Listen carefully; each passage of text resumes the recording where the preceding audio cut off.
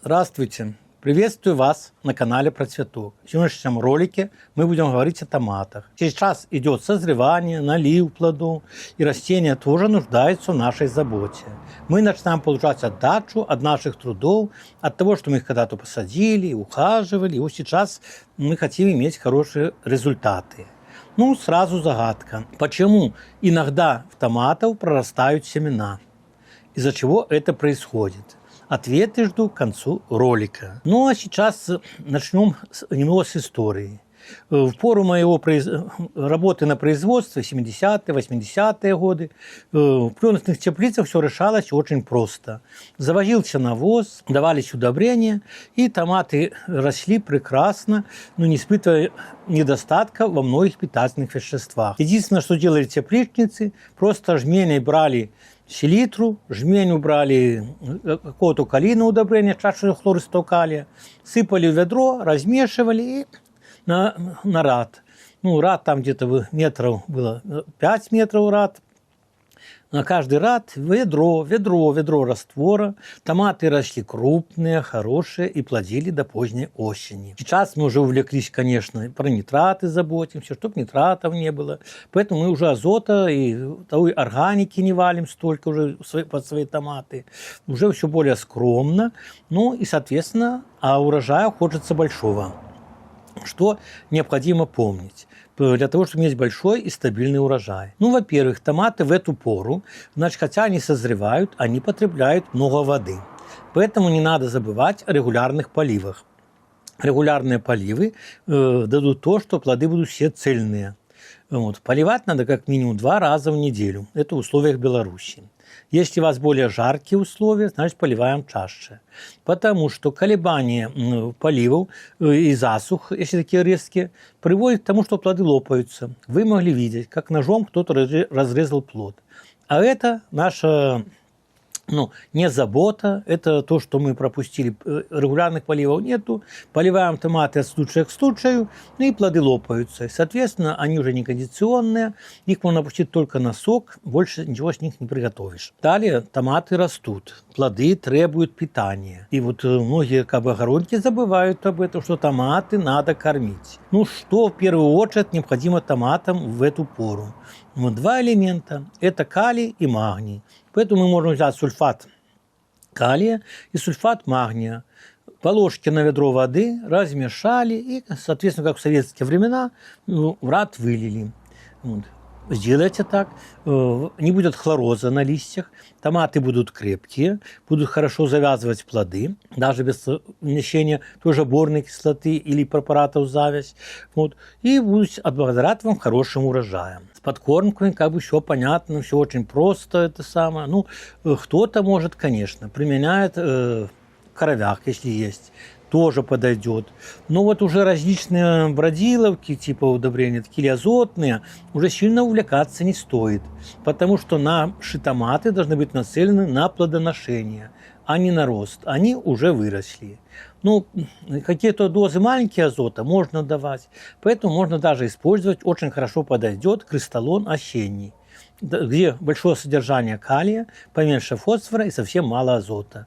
Кристаллон осенний, также в дозе 1-2 ложки на 10 литров воды. Это будет великолепная подкормка для наших томатов. Они будут радовать нас за эту заботу хорошим урожаем. Подкормки подкормками не надо забывать, что начинает меняться климат.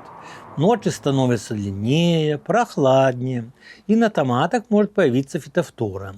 Если вам до сих пор ее удалось сдержать, значит дальше делаем профилактические обработки. Профилактические обработки я в своей теплице провожу сенной палочкой Profit. Раз в неделю делаю раствор 100 мл на 10 литров воды и опрыскиваю все растения.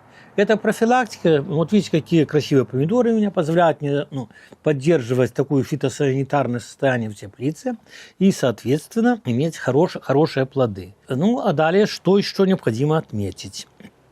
Сейчас же буду зреть томаты. И многие стараются собрать на семена.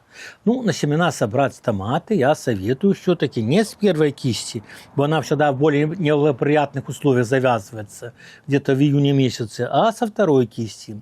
Взять такие хорошие урожайные кустики. У меня в одном роду посажено по 3 растения. И вот среди этих растений, конечно, есть лидеры, где много плодов и где плодов поменьше. Так вот, на семена заготавливаем плоды с наиболее урожайных кустиков. Плоды мы собрали, их необходимо дозарить. Если мы не будем дозаривать плоды томатов, значит, они будут иметь низкую схожесть, они должны дозреть.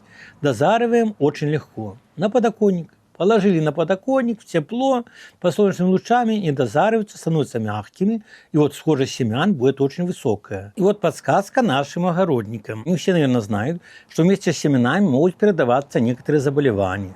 Например, вирусные заболевания, бронзовая слизь, кладоспориоз. Так вот, как обеззаразить семена в домашних условиях? Это делается уже на самом первом этапе. Что нужно делать? Выдавливаем мякоть вместе с семенами в какую-то фарфоровую, стеклянную, керамическую посуду. И оставляем на 4 суток при температуре не менее плюс 20 градусов. 20-25 – это оптимальная температура. На 4-й день начинает появляться плесень. Это значит, что процесс брожения уже закончился. Ну а в процессе брожения там в плодах томатов много разных кислот, там и яблочные, и уксусные, и другие. И вот именно эти кислоты в этом растворе, то есть в своем соку, они обеззараживают семена. Возбудители болезни погибают. Такой технологией всегда пользуются на производстве, и почему-то ее недооценивают некоторые любители, которые выдавливают семена на бумажки, на рулоны. Не надо этого делать. Пусть они потомятся в собственном соку. Ну а дальше одно удовольствие. Семена легко промываются на дуршлаге, высыпали на бумагу. Если бумага типа туалетной, буквально через 2 часа ваши семена сыпучие, сухие. Вы можете смело их сыпать в пакеты, подписав название, год урожая, вот и сохранять до посевной. Вернемся к нашей загадке.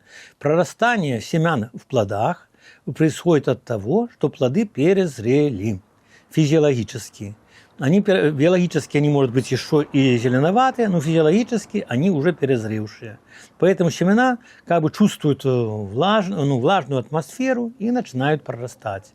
Бояться этого не стоит. Такие плоды можно вполне употреблять в пищу. Это не отрава. Вот.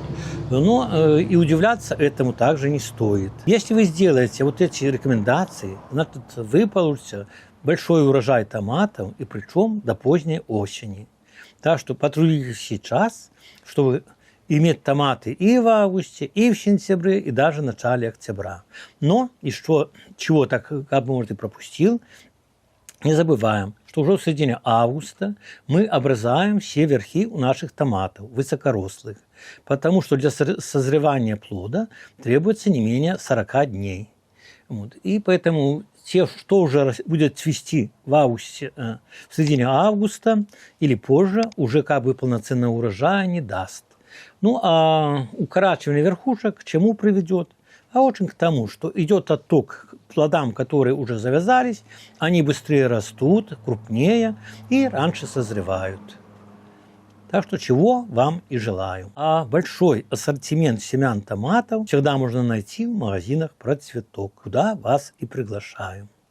До свидания.